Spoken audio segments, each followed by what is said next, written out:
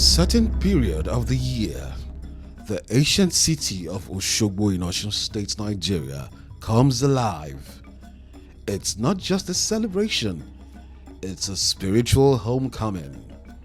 This is the Osun Osogbo Festival, a UNESCO-recognized heritage that connects the past, the present, and the mystical.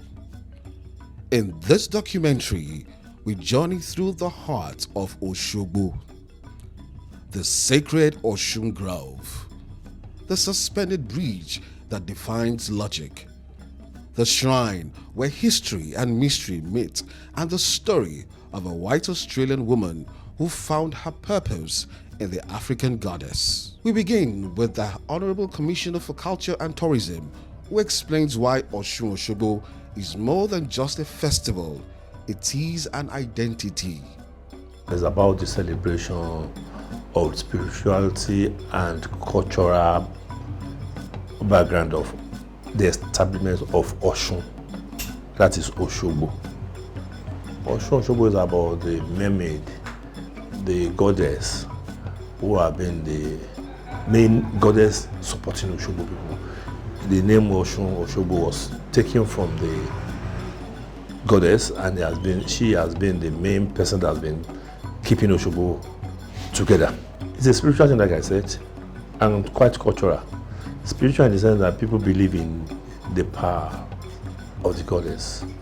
Some people worship the goddess, some people do it, and some people will see cultural development in it, because our culture is about where we are from, what formed us.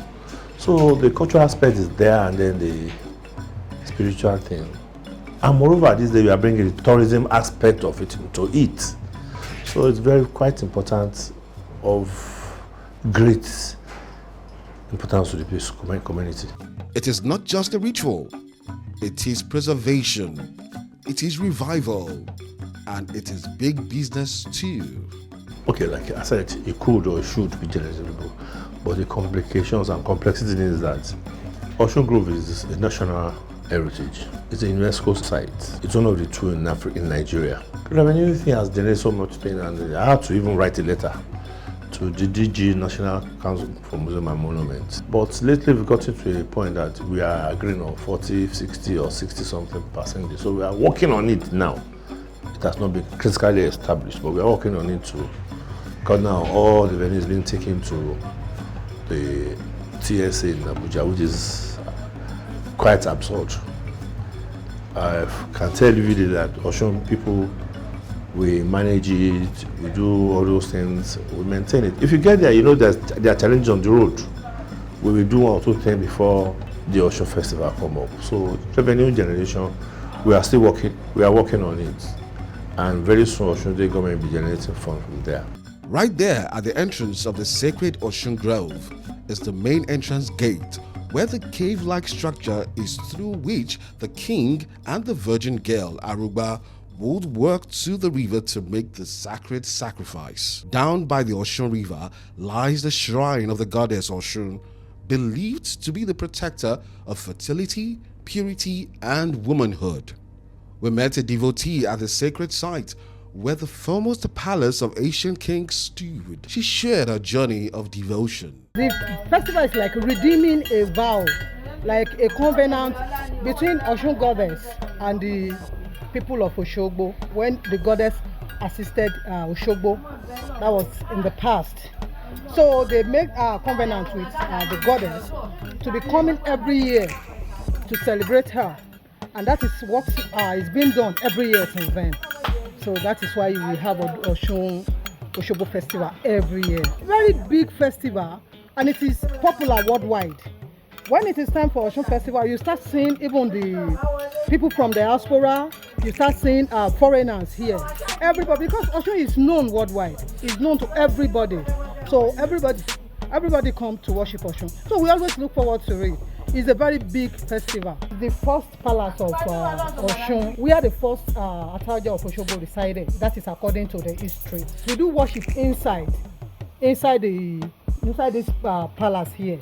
This is where we worship every 5 days. Even there are history of aged women, like women who has passed their menopause. they do have children here. They got their children here. Though we still have some that are here, still praying for the fruit of the womb. But they are fully assured. But since an old woman was here and she was able to conceive, so among the wonders of the Osun sacred grove, on the other side lies the suspended bridge, a marvel of nature and architecture that leads deeper into the forest of faith. Here, the grove itself tells stories through its sculptures, trees, and spirits. It is the last sacred forest of the Yoruba people, a UNESCO World Heritage Site. In one of the most unexpected turns, we visited the home of a woman who came from Australia to Nigeria and never left. Suzanne Wenger, also known as Adunni Olorisha, dies in 2009, and this was where she lived. An Austrian-Nigerian artist and Yoruba priestess who expatriated to Nigeria had a focus on the Yoruba culture, and she was successful in building an artist cooperative in Osogbo. She partnered with local artists in Osogbo to redevelop and redecorate the Osun Osogbo sacred grove with sculptures and carvings depicting the various activities of the Orishas. Wenger was a leading advocate for the preservation of the Osun Grove. Due to her efforts, the grove was made a national monument in 1965 and was later marked as a World Heritage Site. Adunni Olorisha, that is Mama Susan Wenger, and there is no way you mention anything that has to do with this place without mentioning her. She's the first. When she was alive, she made sure that this sacred grove is protected. She has become a devoted worshipper of Osun, embraced by the people and initiated into the tradition. The story of Susan Wenger is a proof that the spirit of Osogbo knows no borders, no race, only calling. With the festival days away, the energy is rising, markets are busier, drums are louder, spirits are awakened. Art and culture are also a prominent part of the Osun Festival. Nike Art Gallery and Adire Workshop are ready for more visitors that will be in the state.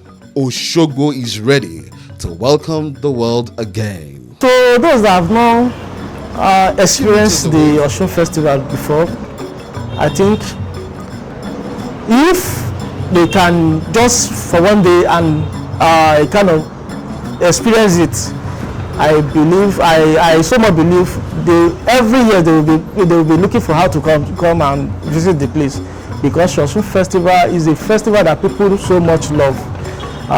Even when I was in Lagos, I have some people, the guy doesn't have anything. He said whether he's going to crawl, because he knows what he has fallen in love in the festival. He said whether he's going to crawl or that he must be there. You know, there are a lot of things that will attract you, that you feel like coming to even let me come and see. Let me come and see what is happening here. So for those that have not visited the place, I'm just a kind of advice. They should just come and taste it once. They will see what is happening here. A few meters away from the art gallery is another center depicting the cultural value fashion brings to the Osun Festival. Adire is one prominent attire that adds color to the festival. Adire does not base on ordinary Yoruba culture. Recently, Adire is like a fabric or a design that unites all the cultures. If you're an Hausa, you can style Adire, Igbo, and everything. It's not like Ofi and Shiki, you understand? So Adire is very, very lucrative. There is nowhere even globally, Adire is very, very recognized. You know, during the festivals, we have more outsiders that will come, and if you're in Osogbo, the first thing that comes to your mind is Osogbo Iluawo. They will definitely want to have an idea of what is happening here, and you cannot see beautiful fabrics, you cannot go empty-handed. They will definitely come to see one or two things here, and they will love to get fabric for themselves. So, you know, apart from people coming down to the festival, people would definitely have their own schedule to come down to the workshop here too. Adire is the culture of the Yoruba, and Adire, like let me say, Osogbo is Iluawo itself. So Adire is very, very relevant.